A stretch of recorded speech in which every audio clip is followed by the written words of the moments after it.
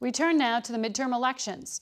Our CBS News YouGov Battleground Tracker shows that although control of the House is technically still a toss-up, the contest is edging to the Democrats, and women voters are playing a critical role.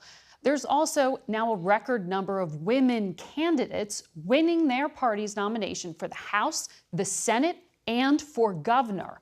But the number of female Democratic candidates outnumbers Republicans 3-1.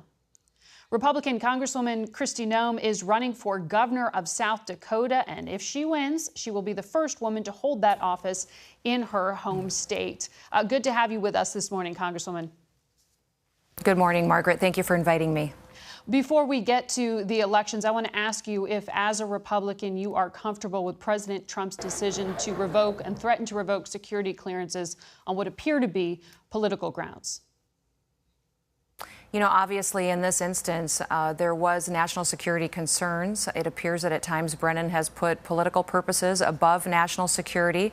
And I think what's astounding to me is realizing that there's over 5 million people in this country that have security clearances. So there's a lot of folks out there with important information. Because the White House has not provided any detail as to any potential violations by Brennan. You know, obviously there's information the White House has that none of us are privy to, but I think it's important to know that the #1 priority needs to continue to be national security. And when we are looking at these types of situations, that if someone appears to have put political purposes above national security, then that's grounds for review. All right. What I hear you saying is you agree with the president. So let me move on to the election here.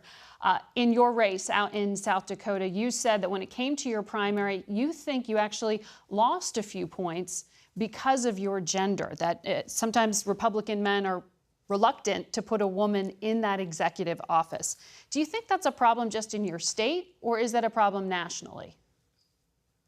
Well, overwhelmingly in my primary, we talked about my experience running businesses, starting businesses, serving at the state level in the legislature and leadership, and then also my knowledge of federal policy and how it impacts our state. So that was really brought forward in that primary election. That's what we're talking about in the general.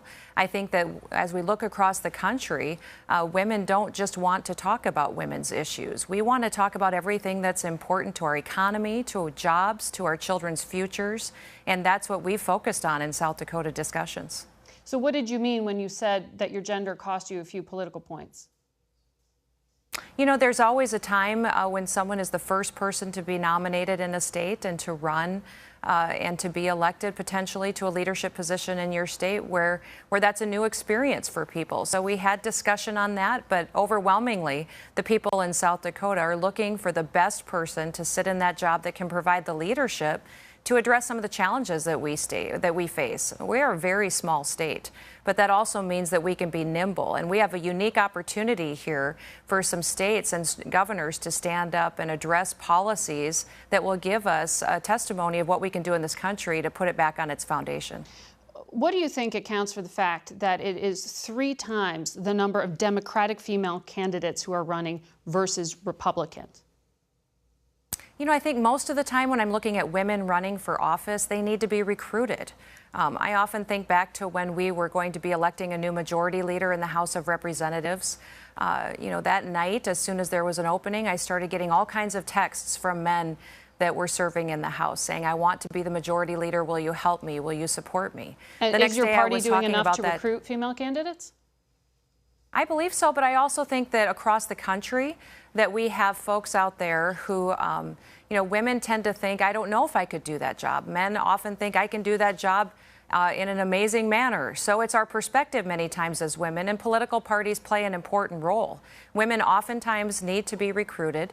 They need to know that they're going to have some support there, and that will help them on their path to victory. Congresswoman, because you are a Republican, I want to ask you about the president's language. He has referred this week to a former senior White House official as a dog and a lowlife. He often references physical attributes, and as you know, he's been accused by at least 19 women of sexual misconduct. Does any of that make you uncomfortable as a member of his party? Let me be very clear. I don't think there's anyone that would say that they approve of any kind of sexual misconduct. And we've seen many important people in this country fall when they've gone through the judicial process of that being confirmed. That isn't where the president is today. But I tend to not focus on dissecting the president's tweets or his language. I'm focused on policies. That's what my job is to look at solutions that will really bring relief to the people in my state, but also to people in this country. I worked very closely with the White House on tax reform. I was one of the last and lead negotiators in the House to deliver that. And because of that, women-owned businesses are better off today. Women's incomes are going up. And that kind of results in what makes a big difference in the day-to-day lives of the people in this country. Congresswoman, thank you very much for joining us. And when we come back, we'll hear from two Democrats, including New York Senator